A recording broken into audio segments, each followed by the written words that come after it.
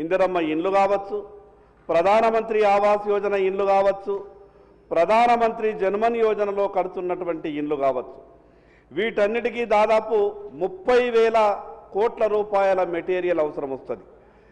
మీ ద్వారా గౌరవ మంత్రి గారికి నేను విజ్ఞప్తి చేస్తా ఉన్నా, ప్రతి గ్రామంలో కడుతున్నటువంటి ఆ యొక్క ఇండ్లకు ఏ మెటీరియల్ అయితే అవసరం వస్తుందో, అది సిమెంట్ కావచ్చు, ఇటుక కావచ్చు, స్టీల్ కావచ్చు, మనం మహిళా సంఘాల ద్వారా మనం సప్లై చేయించగలిగితే వాళ్లకు కనీసం 20 నుంచి 25% మార్జిన్ అంటే 40,000 కోట్లలో దాదాపు రాష్ట్రం మొత్తం మీద కలిపితే 7 నుంచి 8,000 కోట్ల రూపాయలు మహిళా సంఘాలకు లాభమయ్యేటటువంటి అవకాశం ఉంటుంది.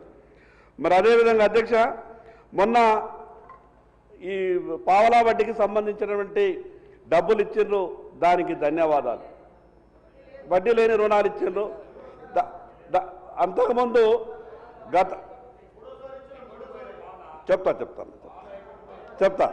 గత ప్రభుత్వం పెండింగ్ పెట్టినటువంటి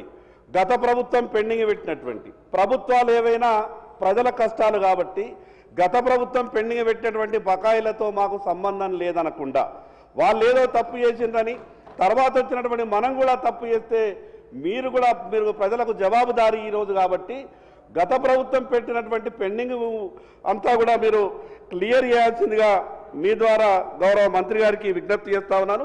హాస్టళ్లకు సరఫరా చేసే సరుకుల విషయంలో కూడా మహిళా సంఘాలతోనే ఎక్కడికక్కడ చేయిస్తే రాష్ట్రం మొత్తం మీద ఏ టెండర్ పెట్టినా కూడా వేల కోట్ల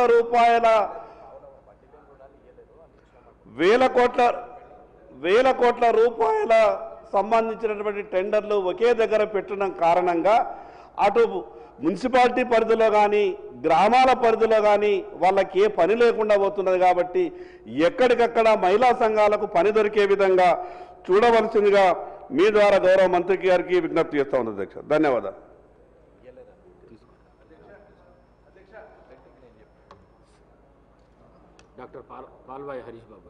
పంచాయతీరాజు మరియు గ్రామీణాభివృద్ధి శాఖ మంత్రివర్యులకు మీ ద్వారా నేను కోరేది ఒక్కటే, చాలా వెనుకబడ్డ జిల్లా మాది, కుమ్రంభీం ఆసిఫాబాద్ జిల్లా. డిఆర్డిఓకు సంబంధించిన అంశం చర్చకు వచ్చింది కాబట్టి మా జిల్లాకు చెందిన డిఆర్డిఓ గారు అత్యంత అవినీతి ఆరోపణలు ఎదుర్కొంటున్నారు. 2 సంవత్సరాలుగా ఆయన కరప్షన్ ఒకటే కాదు, inefficiency, corruption combined with inefficiency is a deadly combination అధ్యక్ష. Is not working, is not allowing us to work. నేను ఎక్కని గడపలేదు, దిగని గడపలేదు.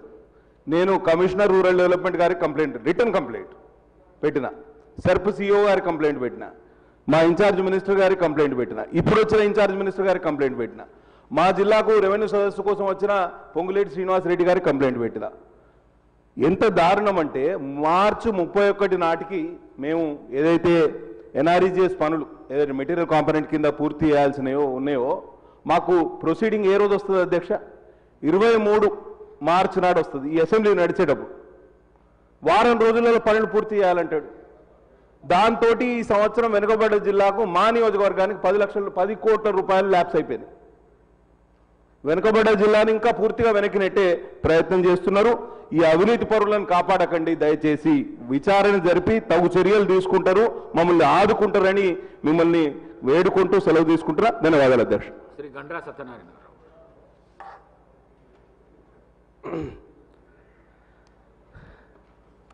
మహిళలు సంతోషంగా ఉన్న రాష్ట్రం కానీ ఇల్లు కానీ